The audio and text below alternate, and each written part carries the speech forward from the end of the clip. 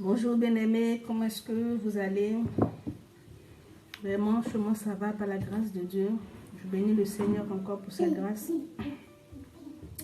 Je sais que c'est pas facile pour certaines personnes et que c'est un peu difficile, tous ceux qui passent par des épreuves présentement. Vraiment, que le Seigneur vous fortifie dans ces moments d'épreuve, dans ces moments difficiles. Que le Seigneur vous fortifie. Et aussi, vraiment, compte tenu de tout ce qui se passe présentement dans les nations, je sais que beaucoup sont touchés. Vraiment que le Seigneur nous fortifie parce que nous sommes tous touchés. Que le Seigneur nous fortifie dans ces moments difficiles.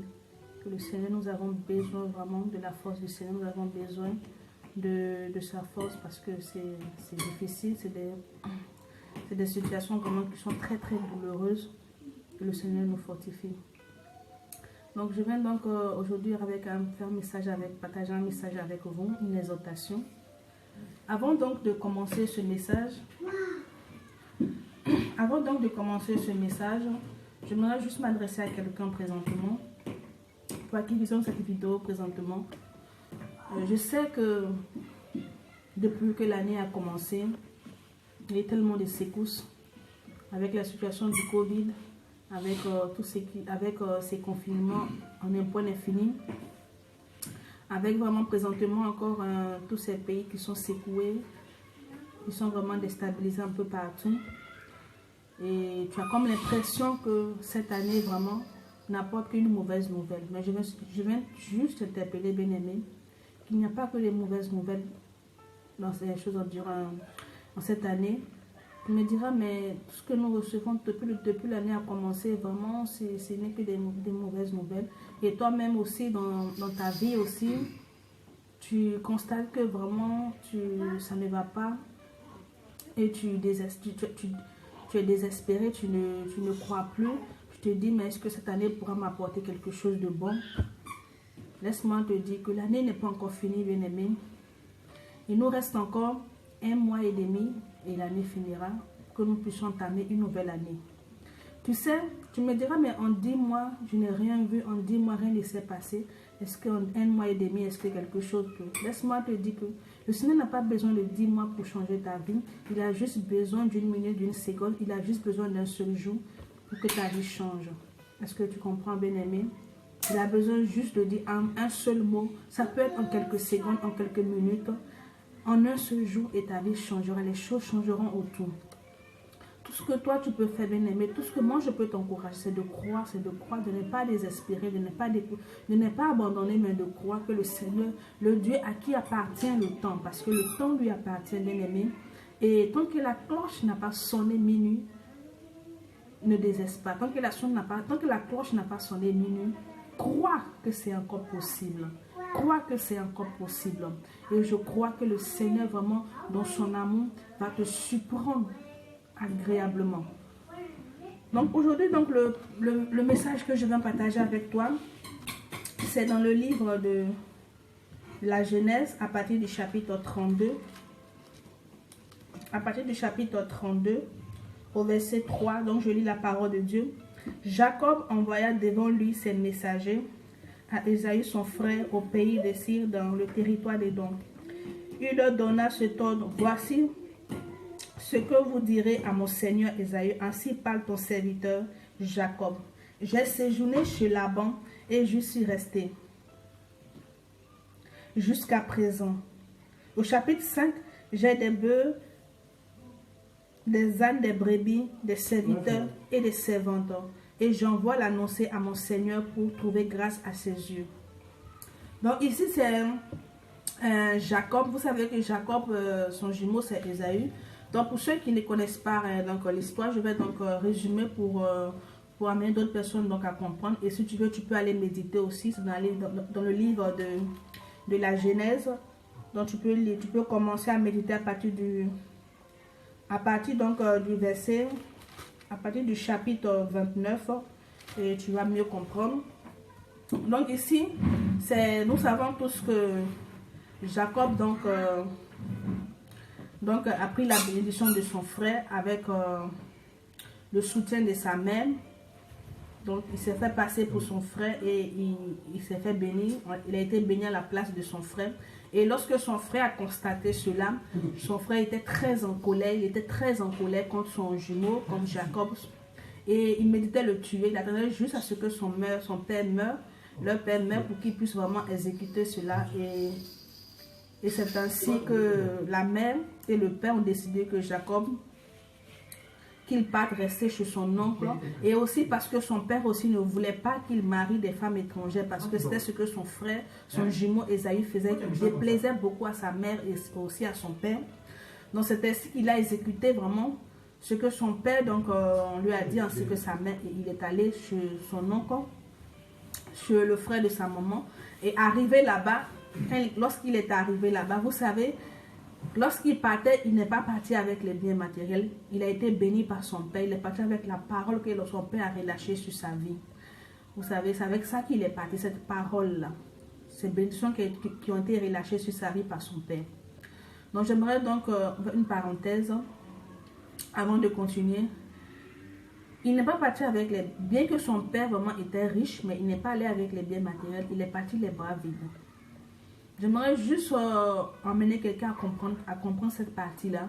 Vous savez bien aimé, aujourd'hui, quand une personne te dit non, que tu es béni, que le Seigneur t'accorde la grâce, lorsqu'une personne vraiment t'apporte des messages, des paroles de bénédiction, les gens n'accordent pas trop d'importance.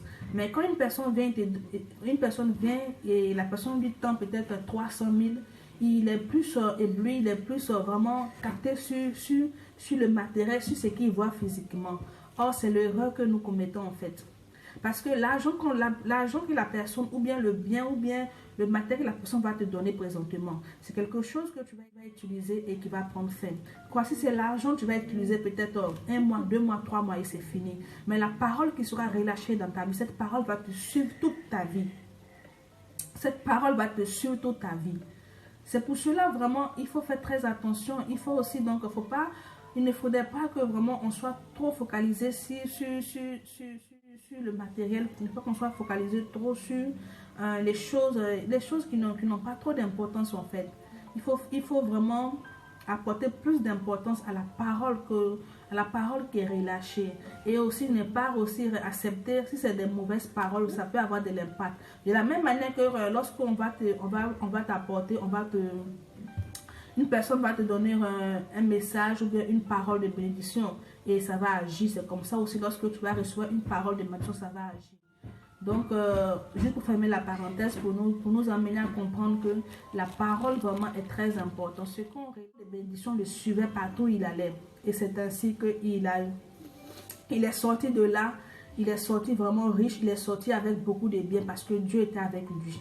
Mais durant son parcours durant le temps qu'il est resté chez son oncle, durant ce temps-là, ça l'a permis de comprendre beaucoup de choses. Pourquoi est-ce que je dis ça, bien aimé? Vous savez qu'il n'allait pas rester éternellement chez son oncle.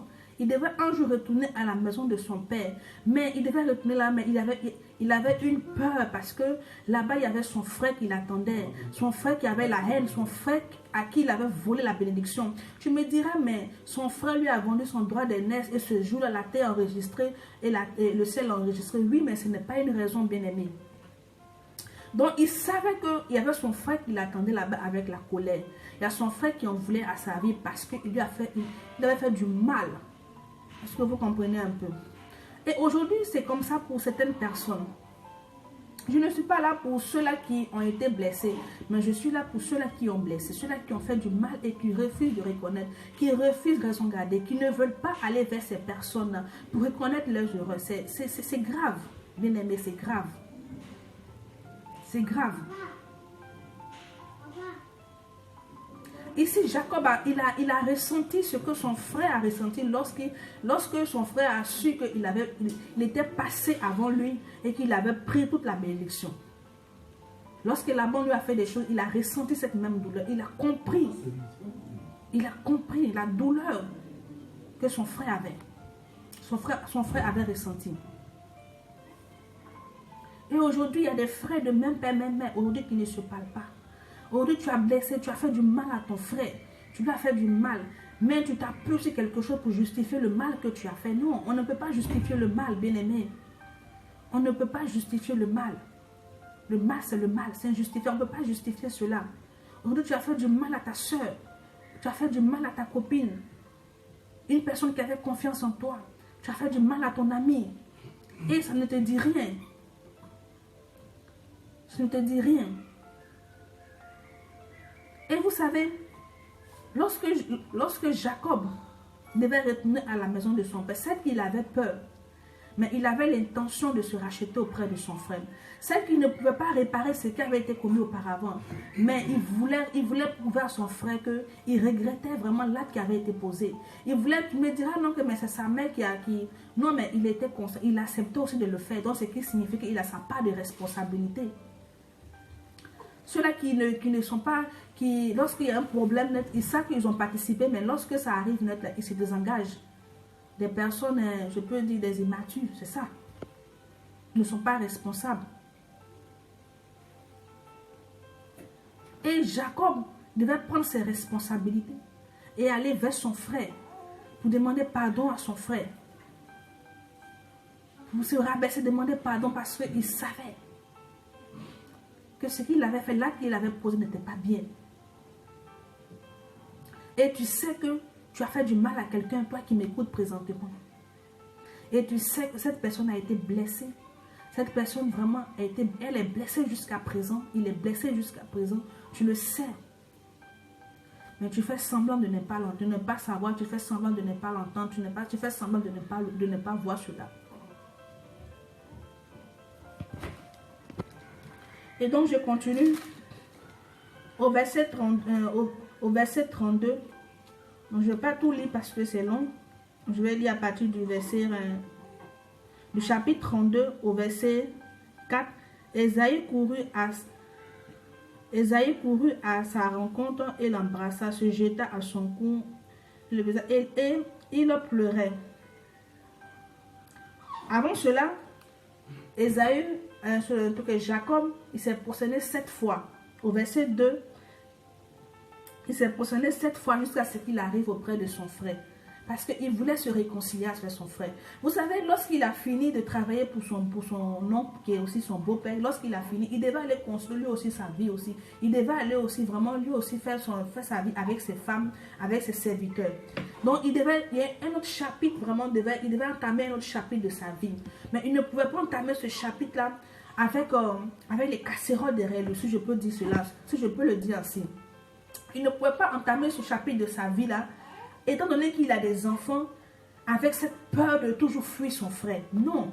Aujourd'hui, il y a des personnes comme ça. Ils fuient ces personnes à qui ils ont fait du mal. Quand aller vers ces personnes-là pour leur présenter leurs excuses, afin de s'excuser auprès de ces personnes, ils fuient ces personnes-là. Et ils vivent dans l'ombre de ces personnes sans s'en rendre compte. Jacob il ne voulait pas vivre dans l'ombre de son frère, dans la peur. Donc il fallait qu'il aille vers son frère pour lui demander pardon, pour se réconcilier avec son frère. C'est dommage qu'aujourd'hui de voir des frères de même père, même mère, ça fait 10 ans, 20 ans, ils ne se parlent pas. À cause de ça, même d'autres même n'arrivent plus dans la cour familiale. Parfois, même d'autres, lorsqu'il y a des réunions de famille et que l'autre est là, il n'assiste pas parce que l'autre est là. Et parfois même, quand il se trouve quelque part, qu'il voit que la personne avec qui, la personne à qui il a fait du tort, que la personne est là, net là. Non, parce qu'il est là, moi je vais être là aussi. C'est-à-dire que la personne que tu es là, tu ne vis plus en fait. Tu vis dans l'ombre de la personne. Et Jacob ne voulait pas vivre ainsi. Ce chapitre de sa vie qu'il voulait entamer avec sa famille, là, il ne voulait pas vraiment vivre comme ça. Dans la peur. Il ne voulait pas fuir son frère à chaque fois. Tu fuis les regards de cette personne-là. Lorsque tu vois cette personne, tu fuis ses regards parce que je ne sais pas si c'est un sentiment de honte ou de peur. Mais pourquoi ne pas aller vers cette personne-là et reconnaître son erreur? Ce n'est pas un signe de faiblesse. Ce n'est pas un signe de faiblesse, non. Reconnaître qu'on a fait du tort à quelqu'un, reconnaître que hier, je me suis trompée, hier, j'ai fait du mal à quelqu'un. Ce n'est pas un signe de faiblesse, mais c'est un signe de maturité. C'est un signe d'humilité et Dieu approuve cela. Et Dieu approuve cela. Aujourd'hui, il y a beaucoup qui n'arrivent pas à avancer parce que le passé est encore là, derrière eux. Tu n'arrives pas à avancer parce que le passé est encore là. Mais pour que tu puisses avancer, bien-aimé, il faut que tu règles ce qui s'est fait hier.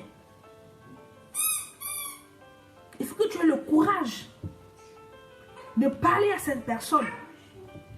Il faut que tu aies le courage de parler à ce dernier, à cette dernière. Il faut que tu aies le courage, bien-aimé.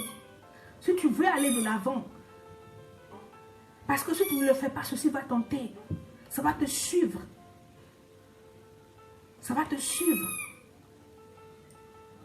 Et lorsque je méditais sur cela, le Seigneur m'a fait comprendre que beaucoup sont dans cette situation. Beaucoup sont dans cette situation. Et aujourd'hui, des familles sont divisées pour cela. Des familles sont divisées. Pas ta faute. Sont divisées. Mais ça ne te dit rien. Il faut que, bien-aimé, tu te réconcilies avec ces personnes. Vous savez, après la réconciliation avec Ésaü et son frère, chacun a pris son chemin. Chacun a pris son chemin. Ésaü est parti là, Jacob est parti là. Il voulait juste se réconcilier avec son frère. Il ne voulait pas entamer un chapitre de sa vie avec cela sur le dos, sur la conscience. Et c'est ce que tu dois faire, bien-aimé. Je t'encourage, bien-aimé, à aller vers cette personne. Je t'encourage. Tu ne parles pas avec ton frère, ça fait des années. Ton frère de même père, même mère, c'est difficile. C'est vraiment, c'est compliqué. Tu me diras, non, il m'a vraiment, ce qui s'est passé, c'est de sa faute. Non, bien-aimé. J'ai regardé à ce que Ésaü avait vendu son droit d'aînesse par négligence. Parce que lorsque ça s'est passé, lorsque ça s'est produit, la terre a enregistré, le ciel a enregistré. Il n'a pas regardé à cela. Il n'a pas dit non que c'est ma mère qui m'a demandé de faire. Non, il a pris ses responsabilités. Et c'est ce que tu dois faire, bien-aimé. C'est ce que tu dois faire. Tu dois prendre tes responsabilités. Pour terminer, je vais aller dans un autre verset. La Bible nous dit dans le livre de Matthieu 5 au verset 23. Il dit, si donc tu présentes ton offrande à l'autel et que là, tu te souviens que ton frère a quelque chose contre toi. Au verset 24, laisse là ton offrande devant l'autel et va d'abord te réconcilier avec ton frère, puis viens présenter ton offrande. Aujourd'hui, dans les églises, les gens sont dans le même département, mais ils ne se parlent pas. Dans les églises, ils sont dans le même département, mais ils se font du mal, ils ne se parlent pas. Parfois même l'homme de deux mains qui vient s'arrêter, même, il parle pas. Il y a certaines choses qui se produisent vraiment, qui ne sont pas bien. Tu viens à l'église, tu pries, tu gênes. Mais tu n'as pas le courage, tu n'as pas cette force-là d'aller te réconcilier avec ton frère. Ton frère qui t'en veut parce que tu lui as fait du mal hier. Tu penses que tu crois blaguer, on croit qu'on se cache des hommes, mais on ne se cache pas de Dieu parce que Dieu voit toutes choses. Donc je viens juste par ce message, bien-aimé, t'encourager à faire ce pas. Je sais que c'est difficile pour toi. C'est difficile. Mais tu ne dois pas regarder à cela. Tu dois te lever, bien-aimé. Et chercher à te réconcilier avec cette personne. Tu le sais. Et Dieu le sait. Tu dois chercher à te réconcilier avec cette personne. Ce n'est pas parce que vous allez encore marcher ensemble, mais vous allez faire des choses ensemble comme auparavant. Mais il faut que tu te réconcilies avec cette personne. Tu dois te réconcilier avec cette personne. Tu ne peux pas prier et avoir des choses dans le cœur contre quelqu'un. Tu ne peux pas prier et avoir le cœur serré contre une personne. Tu ne peux pas vraiment adresser une prière à Dieu demander pardon toi-même à Dieu. Il faut que toi-même tu te pardonnes toi-même d'abord. Parce que le fait de ne pas aller vers la personne pour essayer vraiment de régler les choses est une mauvaise chose. C'est-à-dire que toi-même, tu n'arrives pas à te pardonner toi-même parce que c'est toi la faute. Et vraiment, je nous encourage, bien-aimés, je t'encourage aujourd'hui, toi qui m'écoutes présentement, je t'encourage à faire le pas. Tu verras des choses, tu verras que les choses changeront, tu verras beaucoup de choses. Je t'encourage à aller vers cette personne-là et à te réconcilier avec cette personne. À te réconcilier avec cette personne. Je ne dis pas de marcher encore avec cette personne, mais essaie de te réconcilier avec cette personne. Essaie d'être sincère avec cette personne. Donc, c'était juste mon message que je voulais donc partager aujourd'hui avec vous. C'est le message que le Seigneur m'a donné aujourd'hui. Je ne sais pas c'est pour qui ce message, mais je sais que ce message que je viens aujourd'hui de faire passer, ce message te fera du bien. Et ce message va t'emmener, bien-aimé, dans les jours à venir, à aller vers cette personne et à demander pardon, à reconnaître ton erreur. Que le Seigneur vous bénisse et que la main de Dieu soit sur vous. Et comme je vous l'ai dit, comme je l'ai dit au début, bien-aimé, ne te décourage pas. Il y a encore 1 mois et demi. L'année n'est pas encore finie. Tant que la cloche n'a pas encore sonné les minuit, il y a encore de l'espoir. Tu dois encore espérer. Tu dois croire. Tu dois croire. Que le Seigneur vous bénisse et passez donc une excellente journée.